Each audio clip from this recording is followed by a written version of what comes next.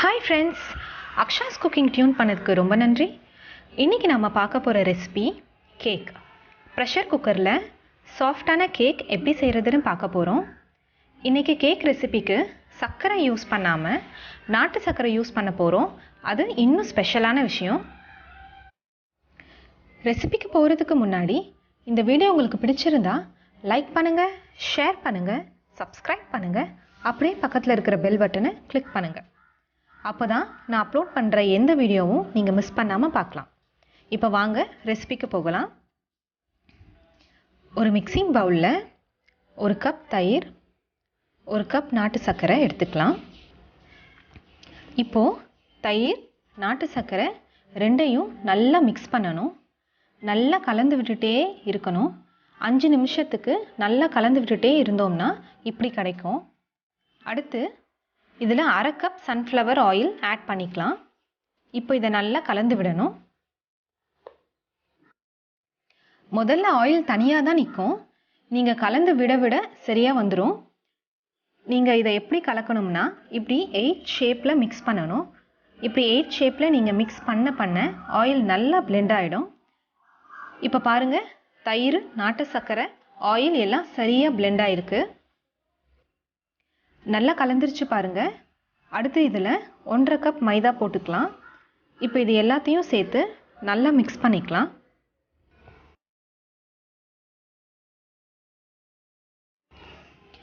சின்ன பவுலை எடுத்துக்கிட்டதுனால மிக்ஸ் பண்ணுறதுக்கு கொஞ்சம் கஷ்டமாக இருக்குது.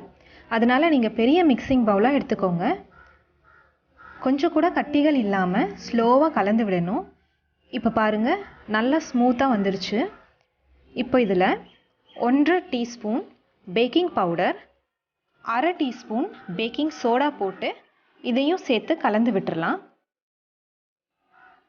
பேக்கிங் சோடாவும் பேக்கிங் பவுடரும் நல்லா ஈவனாக மிக்ஸ் ஆகி வர அளவுக்கு ஒரு வாட்டி நல்லா கலந்து விட்டுருங்க.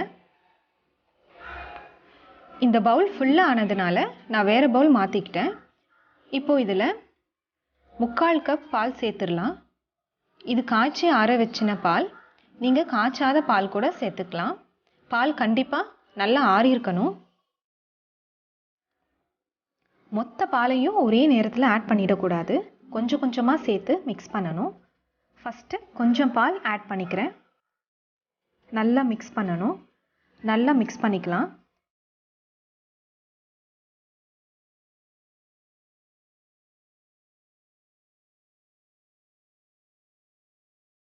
அடுத்து இன்னும் கொஞ்சம் பால் ஆட் பண்ணிக்கிறேன்.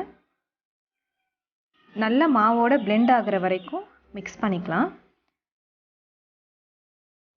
இப்போ கேக் மாவு கரெக்டான பதத்தில் இருக்குது.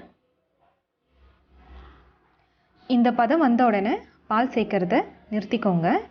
இப்போ பார்த்தீங்கன்னா 3/4 கப் பாலில் இவ்வளோ பால் மிச்சமாயிருக்கு பாருங்கள். நான் இந்த பவுலில் தான் பேக் பண்ண வைக்க போகிறேன். அதில் லேசாக எண்ணெய் போட்டு தடவிக்கலாம். மேலே வரைக்கும் ஆயில் தடவிக்கணும். ஏன்னா நாம் செய்ய போகிற இந்த கேக் நல்லா சூப்பராக பொங்கி வரும். அடுத்து பவுலில் 1 ஸ்பூன் மைதா போட்டுக்கிறேன்.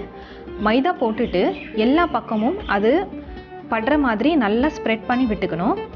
பவுல் இப்படி ரோல் பண்ணிகிட்டே இருந்தீங்கன்னா எல்லா சைடும் கரெக்டாக ஸ்ப்ரெட் ஆகிட்டே வரும். இது செய்கிறது ரொம்ப ரொம்ப ஈஸியாக தாங்க இருக்கும். இப்போ இதில் மைதா கொஞ்சம் பேலன்ஸ் இருக்குது பாருங்கள். இதை கீழே கொட்டிடலாம். கேக் மாவு ஊற்றுறதுக்கு பவுல் இப்போ ரெடியாக இருக்குது. இப்போ இதில் கேக் மாவு ஊற்றிடலாம். பவுலை ஒரு வாட்டி இப்படி தட்டி விட்டுக்கோங்க. அப்படி செய்யும்போது மாவுக்கு நடுவில் ஏதாவது கேப் இருந்தாலும் அது சரியாயிடும். குக்கர் ஆல்ரெடி ப்ரீஹீட் பண்ணுறதுக்கு நான் வச்சுருக்கேன். ப்ரெஷர் குக்கரில் ஸ்டாண்ட் வச்சு மூடி போட்டு 10 நிமிஷம் வைக்கணும். கேஸ்கெட் விசில் போடக்கூடாது. இப்போ குக்கர் 10 நிமிஷம் ப்ரீஹீட் ஆகிடுச்சு. இதில் பவுலை நம்ம ப்ளேஸ் பண்ணிடலாம். குக்கரில் வச்சுருக்க பவுல் சைடில் எங்கேயும் குக்கரோட படாமல் பார்த்துக்கணும். சிம்மில் வச்சு க்ளோஸ் பண்ணி விட்டுறலாம். 45 நிமிஷம் ஆகணும் கேக் ரெடி ஆகிறதுக்கு. இப்போ சரியாக 45 நிமிஷம் ஆயிடுச்சு. ஓப்பன் பண்ணி பார்க்கலாம் கேக் எப்படி வந்திருக்குன்னு. கேக் சூப்பராக பொங்கி நல்லா வந்திருக்கு. முழுசாக வெந்துருச்சான்னு ஒரு டூத்பிக் வச்சு செக் பண்ணி பார்த்துக்கலாம். கொஞ்சம் கூட ஒட்டலை. அப்போ கேக் ரெடின்னு அர்த்தம்.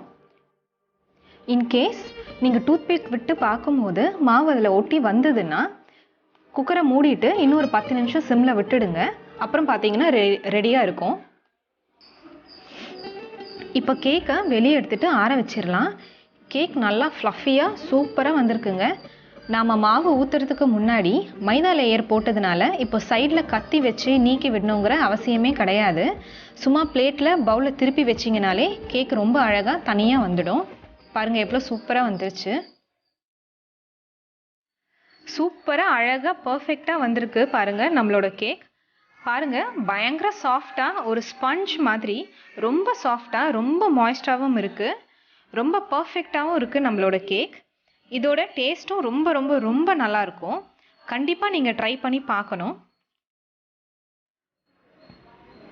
உங்கள் வீட்டில் இருக்கிறவங்க ரொம்ப ஹாப்பியாகிடுவாங்க. ட்ரை பண்ணி பார்த்துட்டு எப்படி வந்துச்சுன்னு சொல்லுங்கள். இந்த வீடியோ உங்களுக்கு பிடிச்சிருந்தா லைக் பண்ணுங்கள், ஷேர் பண்ணுங்கள், சப்ஸ்கிரைப் பண்ணுங்கள். அப்படியே பக்கத்தில் இருக்கிற பெல் பட்டனை கிளிக் பண்ணுங்கள். அப்போ தான் நான் அப்லோட் பண்ணுற எந்த வீடியோவும் நீங்கள் மிஸ் பண்ணாமல் பார்க்கலாம்.